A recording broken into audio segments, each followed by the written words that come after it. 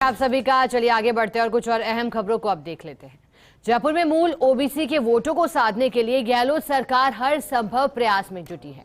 इसी संबंध में माटीकला बोर्ड, विश्वकर्मा बोर्ड, ज्योतिबा राव फूले बोर्ड, मेजर दलपत सिंह कल्याण बोर्ड बनाकर संदेश दिया गया। जल्द ही शिल्पकला बोर्ड का गठन भी किया जा सकता है। राज्य में तकरीबन 38% मूल ओबीसी बताए जाते हैं। इनमें माली, कुम्हार, प्रजापत, सैन, सुनार, जांगीड़, रावना, मूर्तिकार और मुस्लिम वर्ग से जुड़ी 11 जातियां शामिल हैं। फर्स्ट इंडिया के पॉलिटिकल एडिटर योगेश शर्मा ने इस बारे में जन अभाव अभियोग बोर्ड निराकरण समिति के अध्यक्ष पुखराज पाराशर से खास बातचीत की है। आप भी सुने। लगातार नए नए बोर्ड बन रहे हैं। अभी विश्वकर्मा बोर्ड बना, आपने भी डिमांड की थी, मुख्यमंत्री से एक डेलीगेशन आपकी अगुवाई में मिला था। दलीप सिंह जी के नाम पर रावणा राजपूत समाज को लेकर एक बोर्ड बना। अब सुनने में आ रहा है शिल्पकला बोर्ड बनाने की भी तैयारी है। तो बोर्ड बनाने से मुखराज जी क्या संदेश देने के प्रयास? देखिए क्या होता है कि बोर्ड जो बन रहे हैं, मैं समझता हूँ कि हर विभाग का, हर समाज का, उनकी जो उत्थान के लिए जो भी योजनाएं चलती है वो पूरी तरह से अच्छी तरीके से हो, उसके लिए एक सलाहकार समिति जिस तरह से होती है, बोर्ड का काम मतलब सलाहकार, सरकार को सलाह देना है। तो मैं समझता हूं कि उसके माध्यम से उन समाजों का उत्थान हो सकेगा। और सारे पहले भी कुछ बने हुए थे बोर्ड, उसके आधार पे कुछ बोर्ड अभी भी बने हैं, मैं समझता हूं। तो मैं समझता हूं कि ये समाज के उत्थान में बहुत बड़ा राजनीतिक सवाल ये है, ये बोर्ड उस वर्ग से है जो मूल ओबीसी से जुड़े हुए वर्ग है, जो मूल ओबीसी कहे जाते हैं। एक बड़ी तादाद है राजस्थान में मूल ओबीसी वोटों की।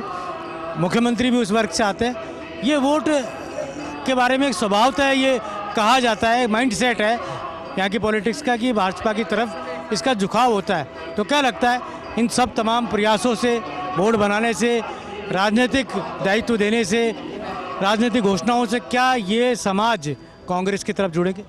देखिए मूल ओबीसी की जहाँ तक बात की जाए तो मैं समझता हूँ कि माननीय मुख्यमंत्री जी खुद मूल ओबीसी से आते हैं। और मूल ओबीसी का सवाल नहीं है, सभी वर्गों को, ऐसा नहीं है खाली मूल ओबीसी के बोर्ड बने हुए हैं, सभी वर्गों को समावेश करते हुए हमने सबको बोर्ड बनाए हैं। तो मैं समझता हूँ कि सभी समाजों के उत्थान के लिए हमने काम करने का शुरू किया। और निश्चित तौर पर समाज के लोगों की मांग थी सरकार से, काफ़ी दिनों से लोग डिमांड कर रहे थे। मैं समझता हूँ कि उनकी मांग को पूरा करने का काम माननीय मुख्यमंत्री जी ने किया। सवाल इसलिए कि उन वर्गों का, उनके वर्गों के अंदर जो माइंड सेट है वो इन सब तमाम कारणों से क्या वो बदलेगा?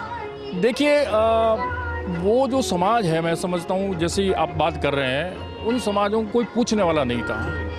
हमने उन समाज, बीजेपी उनको खाली वोट बैंक के तौर पर इस्तेमाल करती पे उपयुक्त करती थी। मैं समझता हूँ कि हमने उनको मूल धारा में लाने का काम किया है। उनकी डिमांड लंबे समय से चल रही थी। जैसे आपने देखा होगा माननीय मुख्यमंत्री जी के पास में विभिन्न समाजों के लोग इस तरह की डिमांड्स करते रहे थे। तो मुख्यमंत्री जी ने इन सब समाजों की भावना को देखते हुए इस तरह का काम किया है। मैं समझता हूँ कि उसका निश्चित तौर पर वो समाज तो विकास करेगा ही। उनके उत्थान के लिए जितनी भी सरकार की योजना है वो सलाहकार समिति के माध्यम से जो सलाह देंगे, मैं समझता हूँ कि सरकार उसको भी पूरा करेगी और उनके विकास में काम आएगा। राज्य क्या लगता है ये अशोक गहलोत के क्रांतिकारी कदम है? बिल्कुल क्रांतिकारी कदम है। वो हर समाज को साथ लेके चलने का काम कर रहे हैं। हर गांव, गरीब, ढाणी में बैठा हुआ जो आदमी है उसके उत्थान के लिए बात कर रहा है। तो मैं समझता हूँ कि ये कोई क्रांति से कम नहीं है। पुखराज जी पाराशर ने कहा। और मूल ओबीसी वर्ग के जुड़े जो बोर्ड बनाने की जो राजनीतिक प्रक्रिया है उससे ये जाहिर होता है कि कांग्रेस पार्टी उस वर्ग की ओर मुखातिब हो रही है जो वर्ग आमतौर पर भारतीय जनता पार्टी के माइंड सेट से जुड़ा रहता है। कैमरा जर्नलिस्ट सुरेंद्र के साथ योगेश शर्मा, फर्स्ट इंडिया, जयपुर।